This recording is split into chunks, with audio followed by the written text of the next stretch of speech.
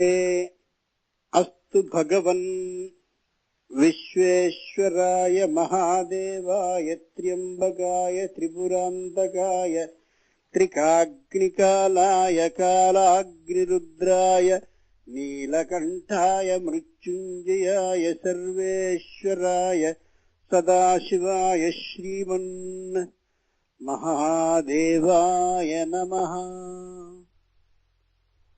रामाय रामभद्राय रामचन्द्राय वेधसे रघुनाथाय नाथाय सीताया पतये नमः। కార్తీక పురాణ ప్రసంగాన్ని వింటున్నందుకు సానంద ధన్యవాదాలను తెలియజేస్తూ కార్తీక పురాణంలోని 17వ భాగాన్ని తమకి వినిపించడం చేస్తున్నాను. దీప ప్రజ్వలనాత్ పూర్వం. ఈరోజు అద్భుతమైన విశేషాన్ని మనం వినబోతున్నాం. ప్రతినిత్యము ఒక విశేషమే, ఈరోజు మరోటి. ఏ కుమారస్వామి గురించి నిన్న అనుకున్నామో దానికి సంబంధించిన అనుబంధ విశేషాన్ని ఈరోజు మనవి చేయబోతున్నాడు వ్యాస మహర్షి స్కాందంలో. కుమారస్వామి అని అనుకోగానే ఆయన పాము ఆకారంగా ఉండే దైవమా, లేక వ్యక్తి ఆకారంలో ఉండే దైవమా? పాము ఆకారంలో ఉంటే పాలని పోసి నైవేద్యాన్ని పెట్టాలా, లేక వ్యక్తి ఆకారంలో ఉంటే అరటి పళ్ళని ఇతరమైనటువంటి ఫల వస్తువులను పెట్టి నివేదనని చెయ్యాలా అనేది మనకి లోకంలో కలుగుతూ ఉండే అనుమానం. మొదటి నుంచి భారతీయ సంప్రదాయంలో ఒక పద్ధతి ఉంది. కనిపించినటువంటి ఏ వస్తువునైనా దైవంగా భావించి ఆరాధించడం అనేది మన లక్షణం, మన లక్ష్యం. తరువులతిరస ఫలభార గురుతగాంచు నింగివ్రేలుచు అమృతము సంగుమేకుడు. పెద్ద చెట్టు ఎంత ఎత్తు ఎదిగితే అంత ఎత్తు ఎదిగినటువంటిది కొమ్మల నిండుగా ఫలాలని కాసినటువంటి సందర్భంలో అలా పండ్ల యొక్క బరువుకి వంగే విధానాన్ని ఏర్పాటు చేశాడు భగవంతుడు. ఎందుకని? నేల మీద వెళ్ళేటటువంటి పాంతులందరూ కూడా ఆ ఫలాలని కోసుకుని ఆనందంగా అనుభవించాలి అని. అలాగే ఆకాశంలో కనిపించేటటువంటి ఏ చంద్రుడు ఉంటాడో చాలా ఎత్తుగా ఉన్నప్పటికీ కూడా స్వచ్ఛమైనటువంటి వెన్నెలని అలా నేల మీదకి ప్రసరింపచేసి తన యొక్క అమోఘమైన అమృత కిరణాలని భూమి లోపలికి కూడా చొచ్చుకుపోయేలా చేసి వేసవి కాలంలో అద్భుతమైనటువంటి జలాన్ని ఆ చెట్ల యొక్క వ్రేళ్లకి అందించి చక్కని చిగుళ్ళు వేసేలా చేస్తాడు. మనం చంద్రుణ్ణి మామూలుగా ఆకాశంలో చూడగానే చల్లని వెన్నెల ఇస్తున్నాడు అని మాత్రమే అనుకుంటాం తప్ప ఆ వెన్నెల కిరణాలు భూమి లోపలికి వెళ్ళిపోతాయనేటువంటి ఊహ అంతదాకా సహజంగా ప్రసరింప చేయలేం. అలాగే ఏ సూర్యుడున్నాడో ఆయన అద్భుతమైనటువంటి తన యొక్క కిరణ ప్రసారం ద్వారా భూమిలో ఉండే ప్రతి నీటి బిందువుని కూడా స్వీకరించి అక్కడికి మేఘంగా సృష్టి చేసి వాయువుని పిలిపించి వర్షాన్ని కురిపించి భూమి మొత్తాన్ని తడిపి మనకి ఆహారాన్ని అందచేస్తున్నాడు. అందుకని వాళ్ళు ఏ విధంగానూ ఈ ప్రక్రియని చేసి మనకి ప్రయోజనాన్ని చేకూర్చినందుకుగా చెట్లు ఏ విధమైనటువంటి రుసుముని పన్నుని మన నుంచి ఆశించడం లేదు. అలాగే చంద్రుడు, అదే విధంగా సూర్యుడు కూడా ఏ ఫలాన్ని ఆశించడం లేదు. కాబట్టి ప్రాచీనులైనటువంటి వాళ్ళు ఇలా నిస్వార్థంగా ప్రయోజనాలని తీర్చేటటువంటి మన మీది వాత్సల్య భావం కలిగినటువంటి ఇలాంటి వాళ్ళందరినీ కూడా దేవుడు అని వ్యవహరించారు. అంచేతనే భారతీయ సంప్రదాయంలో చెట్టు దైవం, సూర్యుడు దైవం, చంద్రుడు దైవం, పాము దైవం, అన్ని ఒక్కొక్క దైవ స్వరూపమే. రావి చెట్టు మనకి దైవం, వేప చెట్టు మనకి దైవం. రావి చెట్టు సంపూర్ణమైనటువంటి జీర్ణ క్రియకి సంబంధించినటువంటి ఔషధాన్ని ఇచ్చే మొక్క చెట్టు. వేప అనేటటువంటిది శ్వాసకోశాన్ని శుభ్రపరిచేటటువంటి గాలిని ఇయ్యగలిగిన చెట్టు. ఇదే తీరుగా ఆ చంద్రుడు ఆ సూర్యుడు కూడా మనకి వర్షాన్ని అందిస్తున్నారు. ఆ వేసంకాలంలో చెట్ల యొక్క మొదట్లోనికి వెళ్లి స్వయంగా నీటిని అందింపచేసి ముందు నాటికి స్వచ్ఛమైన చిగుళ్ళని ఫలాలని అందించగలిగిన శక్తిని ఇస్తున్నారు. అందుకే సూర్య భగవానుడు చంద్ర భగవానుడు అని మనం వాళ్ళని ఆరాధిస్తూ ఉంటాం. ప్రతి పూర్ణిమకి కూడా పరమేశ్వరుడైన ఆ చంద్రుడికి ఈ విధమైన నివేదన చేయడానికి కారణం కేవలం ఇదే. అదే మనం కార్తీక పూర్ణిమ రోజున బ్రహ్మాండమైన ఉత్సవాన్ని చేసి 360 ఒత్తులని జ్వాలా తోరణం అనే పేరిట వెలిగించి అంతా చేశాం. మనకి తెలుసు. ఇదంతా సుబ్రహ్మణ్యేశ్వర స్వామికి ఎందుకు అనుబంధము అంటే కారణం ఒకటే. ఏ సుబ్రహ్మణ్యేశ్వరుడు పాము యొక్క రూపంలో ఉంటాడనేది ఒక పద్ధతితో మనకి, ఆ పాము కూడా మనకి మేలు చేసేదే తప్ప పాము మనకి అపకారాన్ని చేసేటటువంటిది అస్సలు కానే కాదు. నిజంగా లోకంలో పాములే కాని లేకపోయి ఉన్నట్లయితే మనం చాలా ఇబ్బందికి గురి అయ్యుండేవాళ్ళం. ఏ పంట పొలాలలో అద్భుతమైనటువంటి ధాన్యపు దిగుబడి కావలసి ఉందో అది రాకుండా మనని పూర్తిగా నిరోధించగలిగినటువంటి శక్తి ఎలకకు ఉంటుంది. ఆ ఎలకలని ఇతరమైనటువంటి క్రిములని కీటకాలని పంటని నాశనం చేసేటటువంటి వాటిని పూర్తిగా తొలగిస్తాయి. అందుకని సర్పాన్ని కూడా ఒక దైవంగా భావించి మనకి నిర్వ్యాజంగా నిష్కారణంగా మనకి ధాన్యాన్ని ఇచ్చేటటువంటి దైవాలలో వీటిని కూడా ఒకటిగా సిద్ధం చేశారు. ఇది లౌకికమైన భావన. ఇక ఆధ్యాత్మికమైనటువంటి భావన మరీ విశేషవంతమైనది. వ్యక్తి భూమి మీద కూర్చున్నట్లయితే, బాసిం పెట్టి వేసుకుని కూర్చున్నట్లయితే, అంటే కాళ్ళని లోపలికి అలా మడిచి కూర్చున్నట్లయితే వ్యక్తి స్పష్టంగా ఒక పుట్ట ఆకారంగా కనిపిస్తాడు. మొన్నటి రోజున అనుకున్నాం.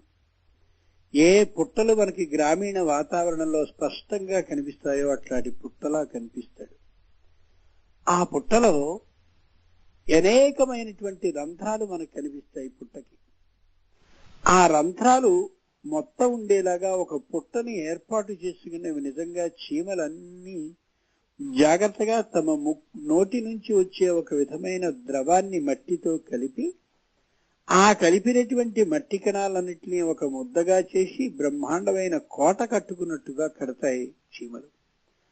ఆ చీమలు కట్టినటువంటి పెద్ద పుట్టలోనికి పాము ప్రవేశించి సుఖంగా ఉంటుంది. లోపల గాలి ఆడకుండా అట్లాంటి ఇబ్బంది గురి కాకుండా ఉండేందుకని కన్నాలను ఏర్పాటు చేసుకుంటాయి చీమలు. అలాగే ఆ ఏర్పాటు చేసుకున్నటువంటి కన్నాలు పాములకి చాలా ప్రయోజనవంతంగా ఉంటాయి. మనకి అర్థమవుతున్నది ఏమిటన్నమాట, పుట్ట అక్కడ స్పష్టంగా పాము కోసం ఏర్పాటు కాలేదని చీమలు పెట్టుకున్నాయని. ఇలాగే పరమేశ్వరుడు కూడా మనకి తల్లి తండ్రి అనేటటువంటి ఇరువురి ద్వారా ఒక జైవాన్ని ఏర్పాటు చేస్తే మనం ఏం చేశాము అంటే సిద్ధంగా ఉన్నటువంటి ఒక పుట్టలోనికి చేరాం. ఈ పుట్టలోనికి జీవరూపంతో చేరింది మనం. నిజంగా పుట్టని పెట్టినటువంటి వాళ్ళు తల్లిదండ్రులు అయితే ఆ పుట్టలోనికి జీవరూపంగా అంటే ఒక పాములా ప్రవేశించిన వాళ్ళం మనం. ఈ ఏర్పాటు చేయబడ్డటువంటి మొదట చీమల యొక్క లాలాజలం నుండి వచ్చినటువంటి ఆ కణాల ద్వారా ఏర్పడ్డ పుట్ట నాన్న అమ్మ వల్ల కలిసినటువంటి పుట్ట అయితే దానిలోనికి జీవరూపంగా ప్రవేశించిన పాములాంటి వాళ్ళం మనం. అందుకే వ్యక్తికి పాముకి చాలా పోలికలు కనిపిస్తాయి. లోకల్లో చాలా మంది వాడి మాట అనగానే కస్సుమని లేచాడు అంటారు.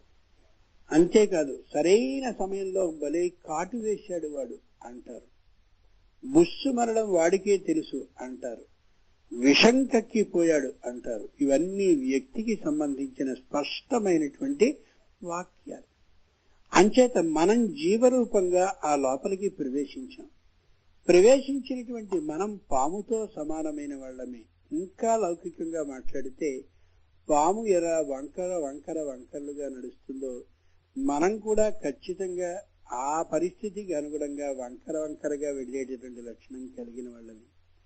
పాము ఎలా వ్యక్తిని చూసి ముందు భయపడుతూనే భయపెట్టినట్టుగా నిలుస్తుందో, లోకంలో వ్యక్తులు కూడా ఎదుటివాడిని భయపెట్టాలని చూసి వాడు మరింత భయపెట్టిన పక్షంలో భయపడి పారిపోయే లక్షణం కలిగిన వాడే.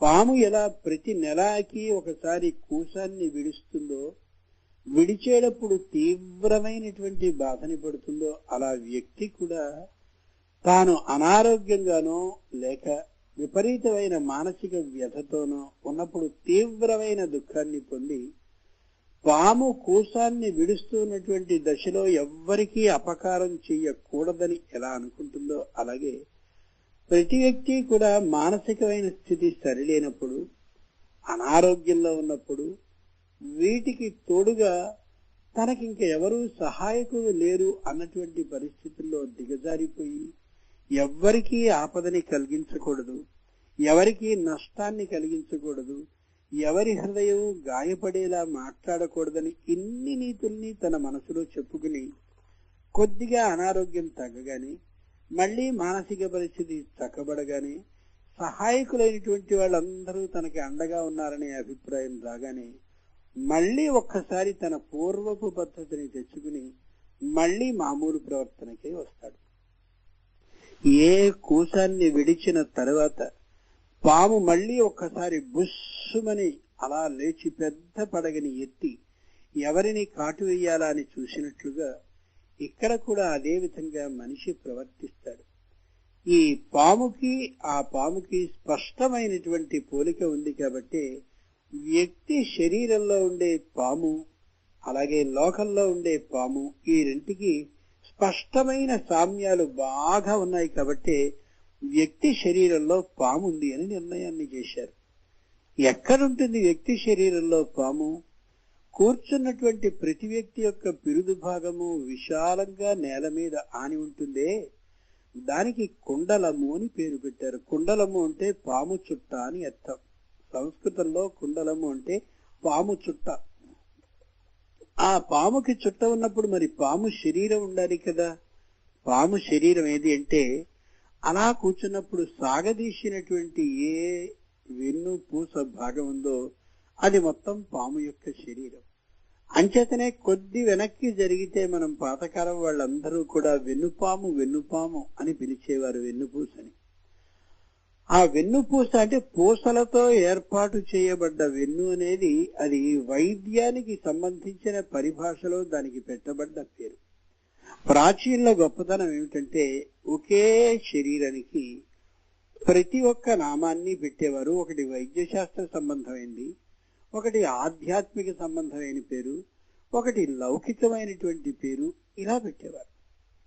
అంచేత దీనికి వెన్ను పూస అని పెట్టబడ్డ పేరు వైద్యానికి సంబంధించిన పూసలతో ఏర్పాటు చేయబడిన వెన్నెముక కలిగినది వెన్నుపూస అని ఆధ్యాత్మికమైన పేరుగాక వైద్యపరమైన పేరు. దానికి నిలువుగా ఉండేటటువంటి దీన్ని వెన్ను పాము అని పిలవడం ఇది ఆధ్యాత్మికమైనటువంటి విషయానికి సంబంధించిన పేరు.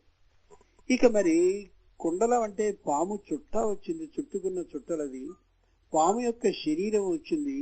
పాము తల ఎక్కడుంది అంటే పడగ ఎత్తినటువంటి పాము ఏ విధంగా ఉంటుందో అట్లా స్పష్టంగా ఉండేది ప్రతి వ్యక్తి యొక్క శిరస్సు యొక్క భాగం. మెడ వెనుక నుంచి తల యొక్క ముందు భాగం వరకు ఒక్కసారి పరిశీలిస్తే నిశ్చయంగా అది పాము పడగగా అనుమానం లేకుండా కనిపిస్తుంది. అదిగో దాన్ని స్పష్టమైనటువంటి సర్ప రూపంగా భావించినటువంటి ప్రాచీనులు ఆధ్యాత్మికంగా కుండలము కలిగినటువంటి దీన్ని కుండలిని అంటే పాము చుట్ట కలిగింది పాము కాబట్టి కుండలము కలిగింది కాబట్టి దీన్ని కుండలిని శాస్త్రపరంగా వ్యవహరించారు. మరి కుండలిని అనేది ఒకటి ఏర్పాటయ్యాక దీనికి సంబంధించిన భగవంతుడు ఎవరు అని నిర్ణయించుకుని ఊహించుకుని చర్చించుకుని పరిశోధించి సుబ్రహ్మణ్యేశ్వరుణ్ణి దానికి ఏర్పాటు చేశారు అధిష్టాన దేవతగా. ఇప్పుడు ఈ ఉన్నటువంటి కుండలం ఏదైతే మనకు కనిపిస్తుందో ఆ కుండలం కలిగిన ఈ కుండలిని ఈ పాము చుట్ట ఏదైతే కనిపిస్తుందో ఈ పాముకి 6 విభాగాలు ఉన్నాయి అని నిర్ణయాన్ని చేశారు. కృత్తిక అనే మాటకి కత్తెర అని అర్థం. ఒక వస్తువుని 6 మార్లు కత్తిరించినట్లయితే ఒక వస్త్రాన్నో కాగితాన్నో 6 సార్లు కత్తిరిస్తే అది 7 ముక్కలుగా అవుతుంది. ఇది శాస్త్రానికి సంబంధించిన విషయం కాబట్టి కఠినంగా, జటిలంగా, నిన్నటి వరకు విన్నటువంటి కార్తీక పురాణంలోని భాగాల్లో తేలికగా అనిపించకపోయినా కఠినంగా ఉన్న దయచేసి వినవలసిందిగా కోరుతున్నాను. కారణం ఒకటి, భగవంతుడు మనకు అనేకమైనటువంటి ఫలాలని ఇచ్చాడు. అందులో ద్రాక్ష ఉందనుకోండి, టక్కున నోట్లో వేసుకుని క్షణంలో మాయం చేసేయగలవు. అరటిపండు ఉందనుకోండి, కొద్దిగా తొక్క తీసి జాగ్రత్తగా గుజ్జుని తిని అలా మింగగలవు. మామిడి ఉన్నది, వెంటనే నొక్కి రసాన్ని తాగేస్తాం. ఆ టెంకకున్న గుజ్జుని కొద్ది శ్రమతో స్వీకరిస్తాం. మరి చెరకు ఉందనుకోండి, చెరకుకి పై తొక్క తీయాలి, ఆ కడుపు విరగొట్టాలి, దాన్ని గట్టిగా పళ్లతో వత్తాలి, ఆ లోపల నుంచి రసాన్ని పీల్చాలి. అంత కష్టం చెయ్యాలి. భగవంతుడు అన్నీ ఎందుకని చక్కనైన ద్రాక్ష పళ్ళలాగా మెత్తలాగా వంటి వాటిని నోట్లో వేసుకుంటే తినే వాటిని ఏర్పాటు చేయలేదు అంటే, కొన్ని కఠినంగా ఉండేవి, కొన్ని మృదువుగా ఉండేవి, కొన్ని రుచికరంగా ఉండేవి, కొన్ని ఆరోగ్యాన్ని కలిగించేవి, ఇలా ఎందుకు ఏర్పాటు చేశాడో అలాగే కొన్ని తేలికగా ఉండే కథలుంటాయి, కొన్ని కఠినంగా ఉండే కథలుంటాయి, కొన్ని శాస్త్రానికి సంబంధించి మరింత ఇదిగో ఇప్పుడు చెప్తున్న విధంగా జటిలంగా ఉండేవి ఉంటాయి. ఒట్టి ఎక్కడైతే అబ్బో ఆ చెరకు ముక్కని గట్టిగా పళ్ళతోటి ఒత్తి రసాన్ని తాగి అదంతా కష్టమని చెరకు గడ్ని మానేస్తున్నామా? ఏ విధంగా దాన్ని తినాలో, ఆ రుచిని అనుభవించాలో అలా చేసుకుని తింటున్నట్టుగా ఈ కథని కూడా 1కి 2 మార్లు కాని జీవిత కాలంలో అలా వినడం చేస్తూ ఉంటే ఇది కూడా మెల్లగా చెరకు రసంలాగా మనకి అర్థమయ్యేదిగా ఉంటుంది. కాబట్టి కొద్ది శ్రద్ధని చేస్తే తెలుస్తుంది, లేకపోతే ఒక నమస్కారం. ఈ కనిపించేటటువంటి కుండలిలో 6 చోట్ల కత్తెరలు వేయబడింది. కృత్తిక అంటే కత్తెర. ఆ కృత్తికలు వేయబడడం చేత ఉండేటటువంటి వాడు కార్తికేయుడు, అంటే సుబ్రహ్మణ్యేశ్వర స్వామి అన్నారు. 6 చోట్ల ఘాట్లు పెట్టారన్నమాట. 6 చోట్ల కత్తెరతో ముక్కలు చేస్తే 7 విభాగాలు అయినట్టుగా మన శరీరానికి ఆధారభూతమైనవి 7 చక్రాలు. వ్యక్తి నేల మీద కూర్చున్నప్పుడు ఉండేటటువంటి చక్రం పేరు మూల ఆధార చక్రం. మనం స్పష్టంగా మూలాధారం అనే మాటకి అదే అర్థం. ఇది దీనికి ఆధారము అనేది తేలికైన మాట, ఇది దీనికి మూలాధారము అనేది ఆధ్యాత్మిక పరమైన బరువైన మాట. ఇందాక వెన్నుపూస అనేటటువంటిది వైద్యానికి సంబంధించిన మాట అయితే, వెన్ను పాము అనేది ఆధ్యాత్మిక సంబంధమైన మాట అన్నట్టుగా ఆధారము అనేది లౌకికమైన మాట అయితే, దానికి మూలాధారము అనేది అది ఆధ్యాత్మిక పరమైన మాట. ఆ మూలాధార చక్రంలో ఇటు ప్రక్కన గణపతి ఉంటాడు, అటు ప్రక్కన సరస్వతి ఉంటుంది. అందుకే మంగళానాంచకర్తారౌ వందే వాణి వినాయకౌ. ఎవరైనా సాహిత్యాన్ని నేర్చుకోవాలి, సంగీతాన్ని నేర్చుకోవాలి అంటే ఇటు వినాయకుణ్ణి అటు సరస్వతిని ఇద్దరినీ ఆరాధిస్తే సంపూర్ణమైన భాషకి మూల ఆధారమైన ఈ 2 లభిస్తాయని ప్రాచీనుడు నిర్ణయించడం కోసం మూల ఆధార చక్రానికి ఎడమ ప్రక్కన కుడి ప్రక్కన వినాయకుణ్ణి గణపతిని క్రమంగా, వినాయకుణ్ణి సరస్వతిని క్రమంగా ఏర్పాటు చేశారు. అందుకే సంగీతాన్ని నేర్చుకునేటటువంటి ప్రతి వ్యక్తి మపదశ సరిరిస అని ప్రారంభించి శ్రీగణనాథ సింధూరవర్ణ అని ప్రారంభిస్తారు. కారణం అది. ఆ వెంటనే గగపపధపసాస్స అని ప్రారంభమై సరస్వతీదేవి యొక్క విశేషాన్ని చెప్తారు, వరదీణ మృదుపాణి అని. అదే విధంగా మనం ఏదైనా మనం శాస్త్రాన్ని కాని వేదాన్ని కాని దేన్నైనా కాని నేర్చుకోవలసి వస్తే హరి ఓం శ్రీ మహాగణాధిపతయే నమః అని చెప్పకుండా ఏదీ జరగదు. మరి సరస్వతికి ప్రణోదేవి సరస్వతి వాజేభిర్వాజినీవతి ధీనామ విత్రియవత్. ఎంత గొప్ప మంత్రమో ఇది. నన్ను ఆ యజమాని నమ్ముకుని ఈ రోజున ఈ కార్యాన్ని చేయించబోతున్నాడు ఓ సరస్వతీదేవి. నేను మాట్లాడే అక్షరాలలోని విశేషం వల్ల కదా అతడికి ఫలితం లభించాలి. నేను నా మంత్రం చదివేటటువంటి సందర్భంలో అస్పష్టంగా పలికిన స్పష్టంగా పలికిన తప్పు ఒకవేళ అక్షరం ఆ చెప్పబడ్డ మంత్రంలో దొర్లిన ఆ యజమాని నన్ను నమ్ముకుని చేస్తున్నాడు కాబట్టి అతడికి ఏ కష్టం కలగకుండానూ ఉండేలా నా నోటి వెంట స్పష్టమైన నాలుక యథార్థంగా తిరుగుతూ శుభమైన అర్థవంతమైన యథార్థమైన ఆ మంత్రమే వచ్చేలాగా నువ్వు నా నోటి యందు నివసించి జాగ్రత్తగా అతనికి సత్ఫలితాన్ని ఇత్తువుగాక ఇయ్యవలసిందని ప్రార్థిస్తున్నాను. ఈ మంత్రానికి అర్థం. ఇటు వినాయకుణ్ణి అటు సరస్వతిని ఆరాధించడానికి కారణం మూల ఆధార చక్రంలో వినాయకుడు సరస్వతి మాత్రమే ఉంటారు కాబట్టి. అక్కడి నుంచి కాస్త పైకి కాని వచ్చినట్లయితే సరిగ్గా ఒడిలో మనం మధ్య భాగం ఎక్కడైతే ఉంటుందో ఆ ఒడి మధ్య భాగంలో ఉండేటటువంటి చక్రం పేరు స్వాధిష్టాన చక్రం. ఆ స్వాధిష్టాన చక్రంలో స్పష్టంగా ఉండేటటువంటిది యథార్థమైనటువంటి ఆ పరమేశ్వరుడైనటువంటి వాడు శ్రీ మహావిష్ణువు ఉంటాడు. ఆయన లోకాన్ని అంతటినీ కూడా జాగ్రత్తగా రక్షించేటటువంటి లక్షణం కలిగిన వాడు కాబట్టి రక్షణకు ఏర్పాటు చేయబడినది స్వాధిష్టాన చక్రం. ఆ మీదటిది మణిపూరకం. మణిపూరక చక్రం ఖచ్చితంగా బొడ్డు. అదే ఆ బొడ్డుకి ఇటుపక్క పార్వతీదేవి అటుపక్క పరమేశ్వరుడు ఉంటారు. ఇక్కడ చిత్రం ఉంది. ప్రారంభ కాలంలో ఇలా తెలియచేస్తారు, కానీ నిజానికి స్వాధిష్టాన చక్రానికి ఎడమ ప్రక్కన ఉండేటటువంటిది శివుడు, ఎడమ పక్కన ఉండేది అమ్మవారు, కుడి పక్కన ఉండేటటువంటి వాడు శంకరుడు. ఇది యథార్థమైనటువంటి కుండలిని రహస్యాన్ని ప్రారంభ కాలంలో యోగి తెలుసుకోలేనటువంటి వాడు తరువాతి కాలంలో తెలుసుకుంటాడు.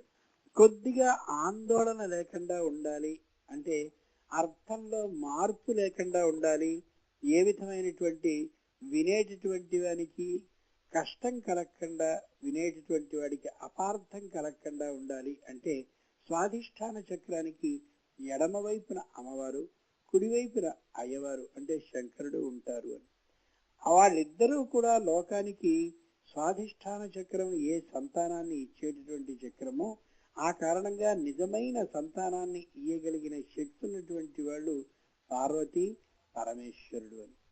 ఆ కారణంగా అంబ లేకుండా శివుడుండి ప్రయోజనం లేదు, శివుడు లేకుండా అంబ ఉండి ప్రయోజనం లేదు.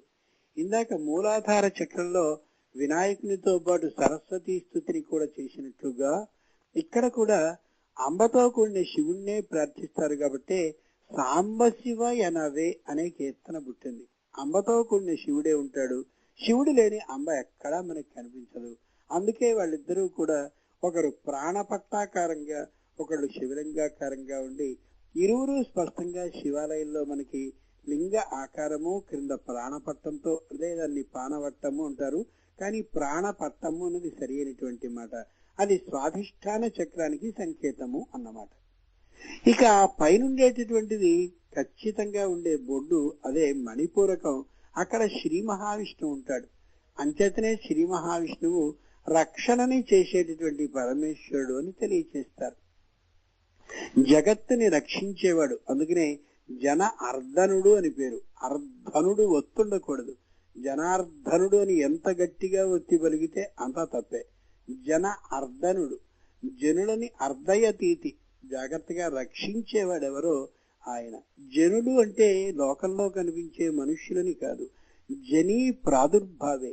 ఎవరు ఎవరు ఎవరు ఎవరు ప్రాణంతో పుడితే ఆయా క్రిమి కీటక వృక్ష పశు తరు అన్ని విధాలైనటువంటి ప్రాణులందరికీ కూడా రక్షణని కలిగించే లక్షణం కలిగిన వాడు విష్ణువు.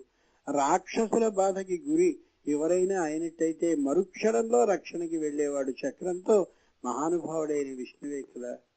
ఈ మణిపూరక చక్రం శ్రీ మహావిష్ణువుకి సంబంధించిన చక్రం. ఆ పైకి వెడితే హృదయస్థానం అనాహతం అంటారు. ఆహతము అంటే కొట్టబడింది అని అర్థం. ఒక వీణని వాయించాలి అని అనుకోండి, ఆ వీణ యొక్క తంత్రుల్ని మీటితే తప్ప మోగదు. అంటే తంత్రులని ఆహతం అంటే కొడుతున్నాం, అప్పుడు ధ్వనిస్తుందన్నమాట. ఓ మధ్యలో మోగాలనుకోండి, ఊరేళ్లతో స్వయంగా మధ్యలో యొక్క రెండు వైపు భాగాలని ఆహతం చెయ్యాలి, ధ్వని చెయ్యాలి. చేస్తేనే అప్పుడు మోత వస్తుంది. ఈ ఆహత ధ్వనుల్నే లోకంలో వింటాం. ఓ పిల్లనగురో ఉందనుకుందాం, వీడు గాలితో ఆహతాన్ని చేస్తే ఓ చిలుని అక్కడది మూగుతుంది. కానీ హృదయం యొక్క గొప్పదనం ఏమిటంటే ఇది అనాహతం. ఎవ్వరూ ఏ విధంగానూ మోగించక్కర్లేకుండా లోపల నుంచి అమోఘమైనటువంటి ధ్వనులని, నాదాలని, మనకి సంబంధించిన ప్రవర్తించవలసిన విధులని తనకి తానే చెప్పేటటువంటి అద్భుతమైనటువంటి ఒక స్థానం అనాహత స్థానం. అందుకే మనం ఏదైనా ఓ తప్పు పని చెయ్యాలి అని అనుకున్నప్పుడు, వద్దు, మంచి పని కాదు, ఎందుకు ఇలా చేస్తున్నావు, సరైంది కాదు, తను స్వయంగా ఒక న్యాయ అధిపతిలాగా ఒక నిర్ణయాన్ని చేసి చెప్తుంది. ఇన్ని తప్పులు చేశావు, ఇదిగో ఒప్పు చేయి, ఇలా చెయ్యి, అలా చెయ్యి, అలా చెయ్యొద్దు అని స్పష్టంగా చెప్పే అనాహత స్థానం హృదయం. దానికి పైకి వెడితే కంఠం కింద ఉండేటటువంటి మరో చక్రం ఉంది, దాని పేరు విశుద్ధి చక్రం. అది విశుద్ధ చక్రం కాదు, విశుద్ధి ఇకారాంతం. అందుకని నోటిలోంచి మాటలు వచ్చేటటువంటి సందర్భంలో ప్రతి మాటని శుద్ధిపరిచేటటువంటి కేంద్రం ఇది అని అంటారు. కాబట్టి జాగ్రత్తగా అసభ్యకరమైన, అశ్లీలకరమైన వాక్యాలని, పదాలని, అక్షరాలని ఉచ్చరించకుండా ఉండాలి అని తెలియచేసేందుకు కంఠం యొక్క ఆ ద్వారం దగ్గర కాపుదలగా ఉండే చక్రం ఇదిగో ఈ విశుద్ధి చక్రం. ఈ విశుద్ధి చక్రాన్ని జాగ్రత్తగా కాని పెంచి పోషించుకుంటూ ఉంటే, అంటే దాన్ని రక్షించుకుంటూ కానీ ఉన్నట్టయితే అసభ్యమైనటువంటి మాటల్ని ఏ వ్యక్తి కూడా పలకడు, పలకలేడు. పలకాలనే ఊహ కూడా కనీసం వ్యక్తికి రాదు. రెండు కనుబొమల మధ్య ఉండేటటువంటి చక్రం పేరు ఆజ్ఞా చక్రం. ఎప్పుడైనా ఒక కోపం రాగానే వచ్చిన వెంటనే కడు బొమ్మలు ముడుచుకుంటాయి. ఆ ముడుచుకున్న మధ్యలో ఆ తీవ్రమైన ఒత్తిడికి గురయ్యేది ఈ రెండు కనుబొమల మధ్య ప్రదేశమే. అందుకే ఆ మధ్య ప్రదేశంలో కోపానికి స్థానం ఉంటుంది. కాబట్టి ఏ వ్యక్తి అయినా స్త్రీ, పురుష, బాల భేదాన్ని విడిచేసి మొత్తం అందరూ కూడా ఈ కుడి చేతి యొక్క ఏ మధ్య వేలు అయితే ఉందో మూడవ వేలు, ఆ మూడవ వేలుతో ఒకసారి రెండు కనుబొమల మధ్య ప్రదేశంలోనూ ఒకసారి గట్టిగా నొక్కి దానితో కుంకుమని జాగ్రత్తగా అక్కడ బొట్టుగా పెట్టుకున్నట్టయితే ఆ ఒత్తిడికి గురి అయినటువంటి కారణంగా ఆ రోజు రోజు మన కోపాన్ని నియంత్రిస్తుంది ఆ వేలు యొక్క ఒత్తిడి. ఒక 30-40 ఏళ్ల క్రితానికి వెళ్ళినట్లయితే చిన్నపిల్లల జబ్బు నోటి వస్తూ ఉండేది. అంటే అకస్మాత్తుగా కళ్ళు తేలవేయడం, అలా ఉండిపోవడం జరిగేది పిల్లలు. అప్పుడు అమాంతంగా ఇంట్లో ఉన్నటువంటి పెద్దవాళ్ళు ఈ బొటన వేలితో రెండు కనుబొమ్మల మధ్య ప్రదేశాన్ని గట్టిగా నొక్కి వేసేవారు వాళ్ళు. దాంతో ఆ విధమైన జబ్బు తొలగుతూ ఉండేది. అప్పటికున్న వైద్యం అదే. అది సరి అయినటువంటి వైద్యం కాదు అనుకోకూడదు, అది యథార్థమైనటువంటి వైద్యం. అది ఆజ్ఞా చక్రం. ఇక్కడ కోపం ఉంటుంది కాబట్టి శంకరుని యొక్క మూడవ నేత్రం అంతా కూడా మంటతో ఉంటుంది అని చెప్తారు. ఈ పైన బ్రహ్మరంధ్రం ఏదైతే ఉందో అదిగో ఆ తల యొక్క మధ్య భాగంలో ఉండేటటువంటిది మాడు అని ఏది చెప్తారో అదిగో అక్కడ ఉండేటటువంటిది బ్రహ్మరంధ్రం.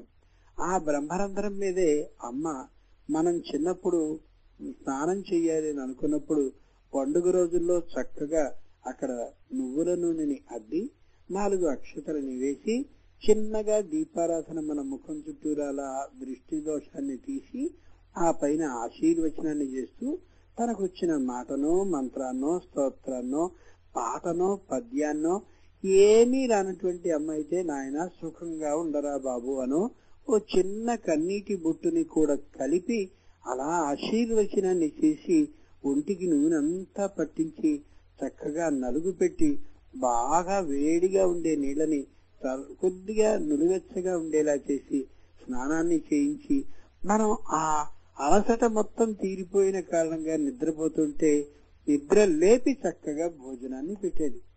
అది సహస్రారం. ఈ 7 చక్రాలు ఏవైతే ఉన్నాయో ఈ 7 చక్రాలు అతి పవిత్రమైనవి. కాబట్టి మూలాధార, స్వాధిష్టాన, మణిపూరక, అనాహత, విశుద్ధి, ఆజ్ఞ, సహస్రారం అనే పేరు కలిగిన 7టిని కలిపి సుబ్రహ్మణ్యేశ్వరుడు అని అన్నారు. ఆయనే ఈ మహానుభావుడైనటువంటి నిన్నటి రోజు నుంచి ఈ రోజు వరకు అనుకుంటున్నటువంటి మహానుభావుడు. ఈ కార్తీక మాసంలో ఆ కుండలిని శక్తి మరింత ప్రజ్వరిల్లుతుంది కాబట్టి ఎంతగా ఈ కాలంలో ఈ విధమైన ఈ కుండలిని అభ్యాసాన్ని చేస్తే అంతగానూ అత్యద్భుతమైన ఫలితాన్ని సాధించవచ్చును. అందుకనే దీని మీద రాబోయేటటువంటి మాసాన్ని ధనుర్మాసము అని కూడా చెప్తారు.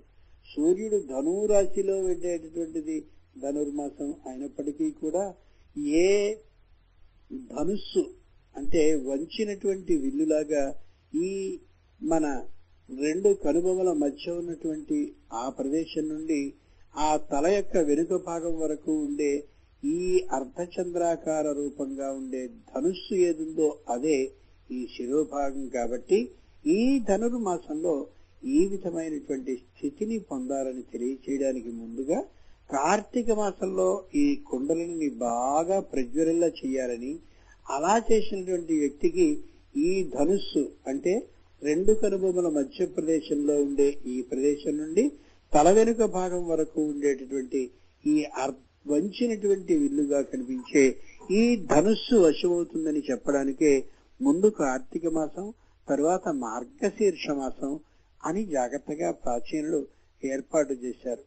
ఈ యథార్థాన్నంతటినీ కూడా కార్తీక పురాణం అనే పేరిట స్కాంద పురాణంలో మహానుభావుడైనటువంటి వ్యాసుడు మనకి వివరించాడనే యథార్థాన్ని చెప్తూ నేటికి ఈ ప్రసంగాన్ని ఇంతతో ముగిస్తున్నాను. నమస్తే అస్తు భగవన్ విశ్వేశ్వరాయ మహాదేవాయ త్ర్యంబకాయ త్రిపురాంతకాయ త్రికాగ్నికాలాయ కాలాగ్నిరుద్రాయ నీలకంఠాయ మృత్యుంజయాయ సర్వేశ్వరాయ సదాశివాయ శ్రీమన్ మహాదేవాయ నమః.